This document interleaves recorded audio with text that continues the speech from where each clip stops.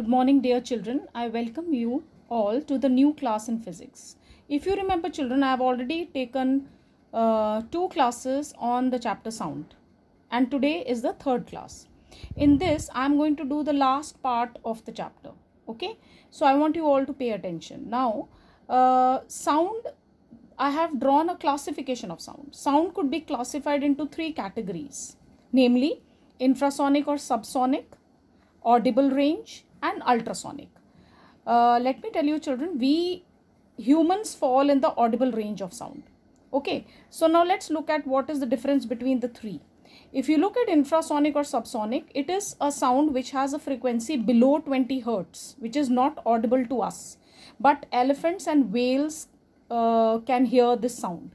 Then we come to the audible range. Audible range is between 20 hertz to 20 kilohertz, and we humans are able to hear this range, or we fall in this range.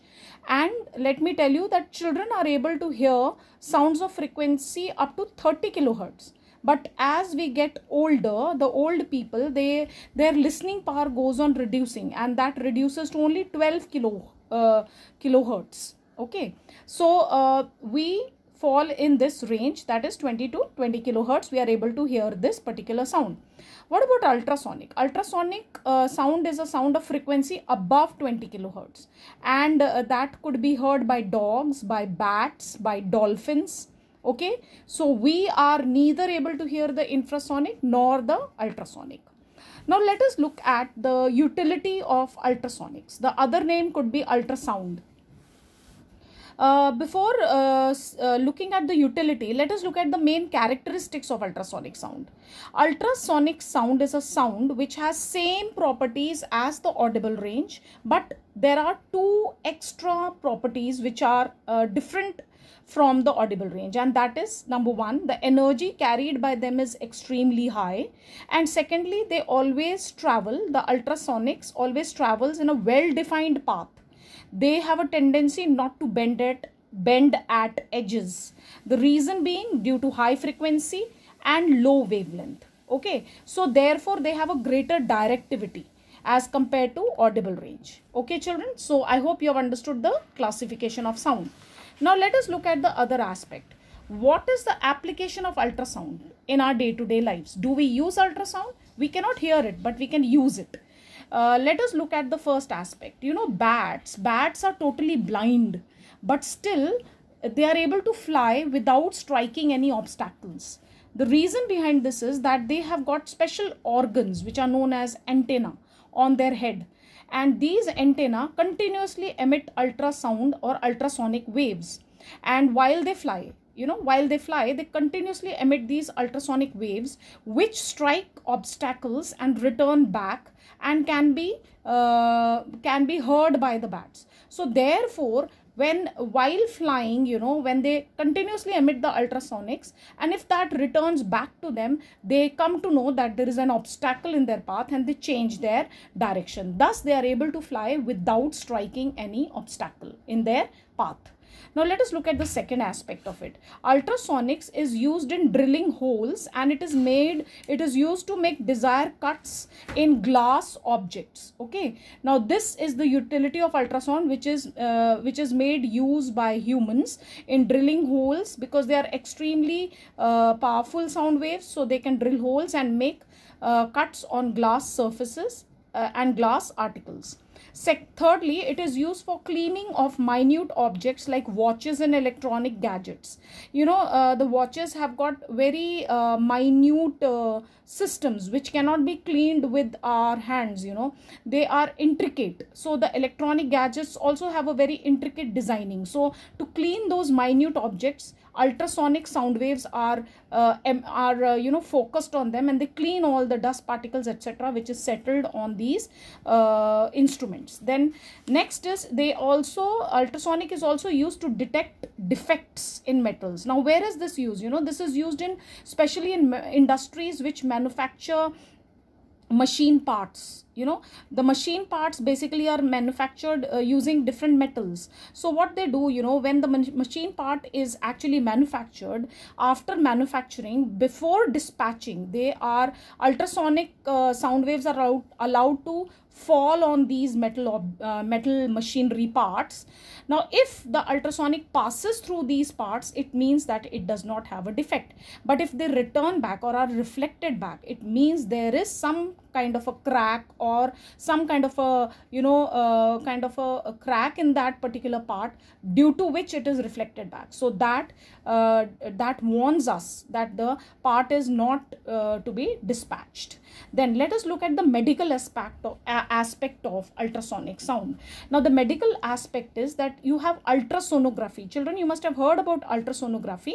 It is imaging of the human organs. You know, suppose if a person is suffering from kidney stones, or maybe if a person has some problem with the liver or any other organ of the body, what is done is that the doctor recommends an ultrasonography to be done. The ultrasonic sound waves are allowed to fall on the organs and they reflect back, and those reflected images are collected by a special machine or on the computer, and they come to know about if there is any problem in any part of the human body, as it captures the images after striking. Okay, so that is called as ultrasonography. Or even in case of heart, it is called as echocardiography. Echocardiography is also a special type of sonography which is done with the help of ultrasonic sound waves, and in that also any malfunctioning of the heart could be detected. But let me tell you, children, this is strictly under medical guidance, because unless and until a doctor recommends it, you cannot go for ultrasound, because it is harmful to our body. Then it is used in surgery of cataract, which is the eye. It is used in that surgery. It is not an open surgery, cut surgery, but it could be done with the help of ultrasound. And also it is used to break down the kidney stones in the kidneys, and then they give you medicines to flush it out, you know. So basically, to avoid that open cut surgery, they use ultrasonics with the help of which they do the cataract operation and they break the kidney stones. And last but not the least, ultrasonography is used in sonar. Now let us look at what is the meaning or the full form of sonar. Children, sonar means the sonographic navigation and ranging.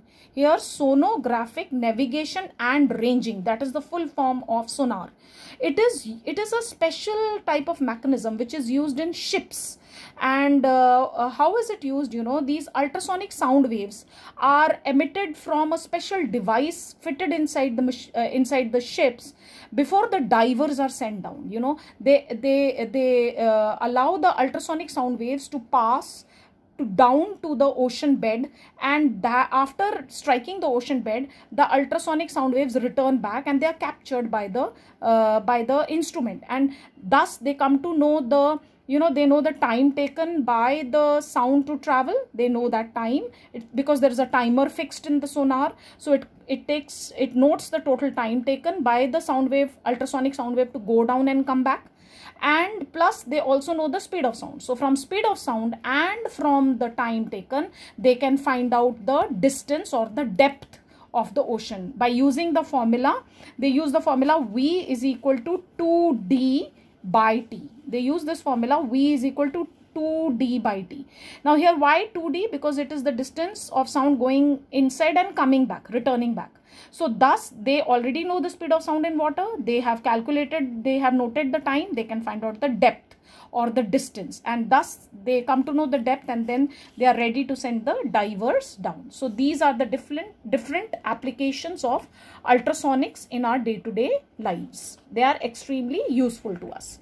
Now we move on to the last bit of the chapter, which tells you we are actually going to compare ultrasonic sounds with supersonic sounds.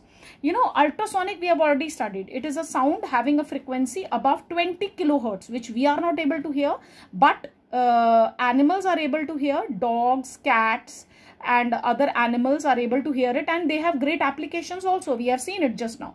Now what about supersonic? Supersonic is that sound, you know, like if you have an object which travels with a speed greater than the speed of sound in air. We know that the speed of sound in air is 330 meters per second. So if you have an object which travels with a speed greater than 330 meters per second, it is said to be supersonic. But ultrasonic is the sound of frequency above 20 kilohertz. So this is basically related to sound, and this is related to speed of objects greater than the speed of sound in air. For example, the fighter planes. Okay, children, so with this we wind up the theory of the chapter sound, and I have covered all the different topics in this chapter, and I request all of you all to go through all the topics, different topics which I have taught and covered in 3 lectures, different lectures of sound with you, and then we can discuss the doubts in our classes, in our consecutive doubt classes. But before that, a quick recap of what we did today, children. First of all, I discussed with you the classification, that is sound could be classified into infra, audible and ultra on the basis of their frequency. And then I told you 2 special properties of ultrasonics which are not in audible or infrasonic range. Okay, and then I discussed with you the different applications of ultrasonic sounds in our day-to-day lives. Okay, and finally we discussed the difference between ultrasonic and supersonic sound. So with this I end this class, and please go through all the topics and come with your doubts. Thank you, children. In the next class I will be doing the numerical problems of chapter sound with you. Okay, we have only one exercise of numerical problems, and that I will cover in the next class. Okay, children, so thank you very much.